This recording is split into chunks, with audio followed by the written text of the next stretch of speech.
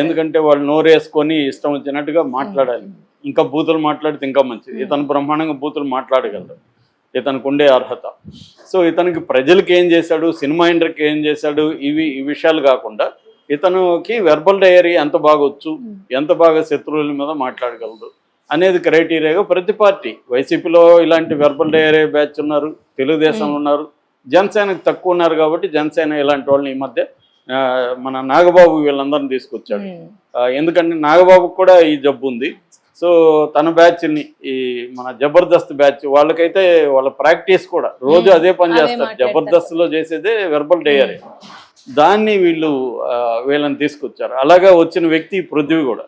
So అందువల్ల ఇతను నిజానికి లైలా సినిమాకి అక్కడ ఈయన మాట్లాడిన దానికి ఏ రకమైన సంబంధం లేదు. లైలా సినిమాలో ఇతని రోల్ ఏంటి, లైలా సినిమాని ఎందుకు చూడాలి, దీంట్లో ఉన్న అట్రాక్షన్స్ ఏంటి, ఇవి కదా జనాలకు చెప్పాలి. అది వదిలేసి ఈ మధ్య ఏమవుతుందంటే కావాలనే కాంట్రవర్సీ క్రియేట్ చేస్తే సినిమా ఫోకస్ అవుతుంది. నిజానికి సినిమాలో దమ్ముండేవాడు ఎవడు ఇది చేయడు, లేనివాడు కాంట్రవర్సీ అన్న చేద్దామని వాళ్ళకి అర్థమైపోతుంది. ఆ ట్రైలర్ చూస్తేనే తెలుస్తుంది దాని ఎవడు చూడ్డది. అది సెక్స్ కామెడీ అంటారు, క్రింజ్ కామెడీ. అది ఆ క్రింజ్ కామెడీని ఎవడు చూసే విధంగా లేదు. అది వాళ్ళకి అర్థమయ్యి దీన్ని పబ్లిసిటీ అన్న కాంట్రవర్సీ అన్న చేద్దాము అని వాళ్ళు ఆలోచించారు. ఎవరితో కాంట్రవర్సీ చేయాలి, వీళ్ళైతే రెడీగా ఉంటారు. ఒక పెద్ద బ్యాచ్ అయితే కానీ కాంట్రవర్సీ రాదు. నువ్వు ఎవరినైనా గొడవ పడాలంటే ఎవరు గట్టిగా మనల్ని గొడవలకి వస్తారో ఆ సమూహాన్ని టార్గెట్ చేస్తే ఆటోమేటిక్గా ఆ సమూహం వస్తుంది. ఇది లెక్క అనమాట. సో ఇది నేను నిన్న కూడా చెప్పా, ఇది విశ్వక్సేను ప్రొడ్యూసరు ఇతను కలిసి చేసిన ఇది తప్ప అతను సొంతంగా మాట్లాడింది కూడా కాదు. క్లియర్గా అర్థమవుతుంది. ఎందుకంటే విశ్వక్సేన్కి గతంలో కూడా ఈ కాంట్రవర్షియల్ లక్షణాలు ఉన్నాయి.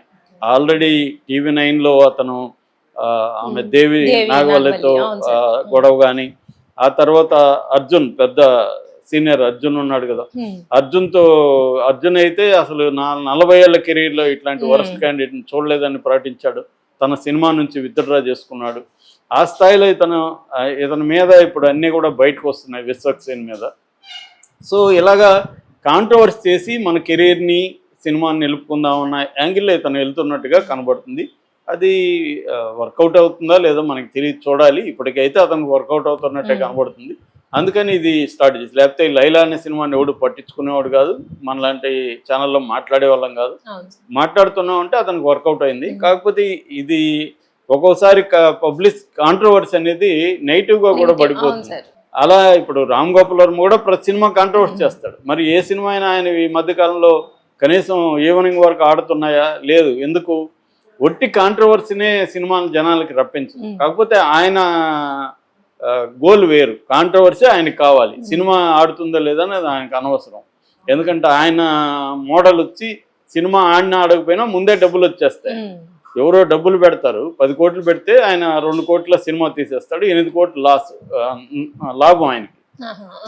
సో కాబట్టి ఆయనకి సినిమా ఆడుతుందా లేదా అనవసరం, దాని చుట్టూ కాంట్రవర్సీ చేయాలి. సో ప్రొడ్యూసర్ ఇవన్నీ తెలిసి ఆయనకు పెడతాడు కాబట్టి ఎవరికి ఇబ్బంది లేదు. అదే ఆయన మోడల్. దాంట్లో మంచి చెడ్డ పక్కన పెడితే దట్ ఈజ్ దిస్ మోడల్. కానీ ఇది అట్లా కాదు. ఈ అబ్బాయి కెరీర్ బాగుంటేనే ప్రొడ్యూసర్లు వస్తారు. ఒకసారి ఇట్లాగా చేస్తున్నాడు ఇతను, అన్నిట్లో తలదూరుస్తున్నాడని ఆల్రెడీ అతని మీద విమర్శలు ఉన్నాయి. ఇది వస్తే కెరీర్ నిలబడదు. ఇప్పుడు నితిన్ లాంటి వాళ్ళ పరిస్థితి ఏంటి? ఒకప్పుడు నితిన్ ఎలా ఉండేవాడు, ఇవాళ పరిస్థితి ఏంటి? అలాగే చాలామంది హీరోలు మటాష్ అయిపోయిన వాళ్ళు ఉన్నారు. అది అర్థం కాక ఒక హిట్ రాగానే మన హీరోలకి కొమ్ములు అన్నీ వస్తున్నాయి. అలాంటి కేటగిరీ ఇతను అనేది చాలామంది చెప్తున్నాను. నేనైతే ప్రత్యక్షం చూడలేదు, కానీ అతనితో పనిచేసిన వాళ్ళు చాలామంది నాకు చెప్పారు. సో దీంతో ఇతను పృథ్వీ ఆల్రెడీ అతనికి ఇదే పనిలో ఉంటాడు కాబట్టి అతను రంగంలో దించి అతని దగ్గర మాట్లాడించాడు. నిజానికి ఆ మేకలు అది దానికి సంబంధమే లేదు. ఇక్కడ వైసీపీ రోల్ ఏంటంటే, వైసీపీ వాళ్ళు నిజానికి దీన్ని పెద్ద సీరియస్గా తీసుకోవాల్సిన అవసరం లేదు. ఎందుకంటే అతను ఏదో 150 మేకలు 80 మేకలు అన్నాడు అంటే అనుకోబోతాడు, మనకేం సంబంధం అని వదిలేయచ్చు. వదిలేసి వాళ్ళు చేయాల్సిన పని ఏంటి? వాళ్ళు కన్స్ట్రక్టివ్గా ఈ ప్రభుత్వం చేసే ప్రజా వ్యతిరేక విధానాలు కావచ్చు, లేకపోతే అరాచకాలు కావచ్చు, అవినీతి కావచ్చు, అది పెద్ద ఎత్తున జరుగుతుంది. తెలుగుదేశం మీడియానే దాన్ని ఫోకస్ చేస్తుంది. ఆ విషయాల్ని వీళ్ళు టార్గెట్ చేయొచ్చు. అలాగే సూపర్ 6 అని వచ్చేసి ఏది కూడా ఫాలో కావట్లేదు. ఒక్క పెన్షన్ తప్ప ఇంకేం కూడా అమలు చేయట్లేదు. చంద్రబాబు ఓపెన్గానే ఆయన చేతులు ఎత్తేసాడు. డబ్బులు లేవు మా దగ్గర, ఎవరైనా నాకు చెవులో చెప్పండి సంపద ఎలా సృష్టించాలో అంటున్నాడు. సో ఆ విషయాల్ని ప్రజల్లోకి ఆల్రెడీ ప్రజల్లో అసంతృప్తి ఉంది కాబట్టి ఈ విషయాల్ని వాళ్ళు ఫైట్ చేసి ప్రజాభిప్రాయాన్ని కొంత అవేర్నెస్ క్రియేట్ చేసి అది చేయాల్సిన అవసరం సోషల్ మీడియాకు ఉంది. అది వదిలేసి వాళ్ళు ఇట్లాంటి పనికిమాలిన విషయాల మీద చేయడం ద్వారా వాళ్ళ మీద కూడా జనాల్లో నెగిటివిటీ వచ్చే అవకాశం ఉంది. కానీ వాళ్ళు ఏంటంటే వాళ్ళు కసితో ఉన్నారు. ఆల్రెడీ తెలుగుదేశం వాళ్ళని రకరకాలుగా వేధిస్తుంది. అందువల్ల ఇది ఒక ఛాన్స్గా వాళ్ళు తీసుకొని మన బలం నిరూపించాలి అనే ఒక ఉత్సాహంగా వాళ్ళు రంగంలో దిగారు. దానివల్ల దీన్ని 1 లక్ష పైన ట్వీట్లు చేయడం, బాయ్కాట్లు ఇలా అని ఇవన్నీ చేయడం మొదలుపెట్టారు. దాంతో అందరూ ఏమనుకున్నారంటే కనీసం ఇతను సారీ చెప్పకపోయినా ప్రొడ్యూసర్ని దృష్టిలో పెట్టుకొని ఇతను సైలెంట్గా ఉంటాడు. పృథ్వీ సైలెంట్గా లేకుండా అతను పందులకు పుట్టారా మీరు, తర్వాత లమ్ కొడుకులు ఇవన్నీ అతను మళ్ళీ వీడియో రిలీజ్ చేశాడు ఎవడు పృథ్వీ. దాంతో ఇంక వాళ్ళు ఇతని నెంబర్ని పబ్లిక్ ప్లాట్ఫామ్లో పెట్టేసి ఇతనికి ఆడుకోండి అని చెప్పారు. దాంతో 1800 కాల్స్ వచ్చాయి. మనకు తెలియదు ఎంత కాల్స్ వచ్చాయని ఇతను పృథ్వీ నిన్న సైబర్ క్రైమ్ పోలీస్ స్టేషన్కి వచ్చాడు. 1800 కాల్స్ వచ్చాయి, నాకు నా పిల్లల్ని, భార్యని, అమ్మని బూతులు తిడుతున్నారు అని అతను ఆవేదన వ్యక్తం చేశారు. అతని ఆవేదనలో వాస్తవం ఉండొచ్చు, ఎందుకంటే వీళ్ళు కూడా ఆ స్థాయిలో అతను వేధిస్తున్నారు. అనిల్ అనే వ్యక్తి నెంబర్ పెట్టాడు, అనిల్ మీద ఇచ్చేసాను, నేను 1000 కోట్ల ఇచ్చేసాను. కానీ ఇప్పుడు పృథ్వీ మీద సింపతి రాదు. ఎవరికి ఎందుకు రాదు? స్టార్ట్ చేసింది అతనే కదా. మరి నువ్వు ఎందుకు, నీకు సంబంధం లేని ఒక ప్లాట్ఫామ్లోకి వెళ్ళి నీకు వాళ్ళని అనాల్సిన అవసరం నీకేంటి అన్నప్పుడు, మరి ఒకప్పుడు ఇదే బ్యాచ్, ఇదే జనసేన బ్యాచ్ కత్తి మహేష్ని ఎలా ఆడుకునేవాళ్ళు. పోసాని కృష్ణమురళి 4-5 రోజులు అజ్ఞాతంలోకి వెళ్లాల్సి వచ్చింది, వాళ్ళ ఇంటి మీద దాడి చేయలేదా? మరి ఇప్పుడు వాళ్ళు చేస్తున్నారు. ఇక్కడ ఎవడు నీతిమంతుడని చెప్పడానికి లేదు. వైసీపీ అయినంతే, జనసేన అయినంతే, తెలుగుదేశం అయినంతే. ముగ్గురు కూడా ఒకే తానులో మొక్కలు అంటారు కదా, వీళ్ళు ముగ్గురు ఒకే కరప్ట్ డర్టీ పాలిటిక్స్లో భాగం 3 పార్టీలు కూడా. సో వాళ్ళు ఒకరు అధికారంలో ఉంటారు, ఇంకొక అధికారంలో ఉండరు, తేడా అంతేగాని ఈ ముగ్గురికి ఏ రకమైన తేడా లేదు.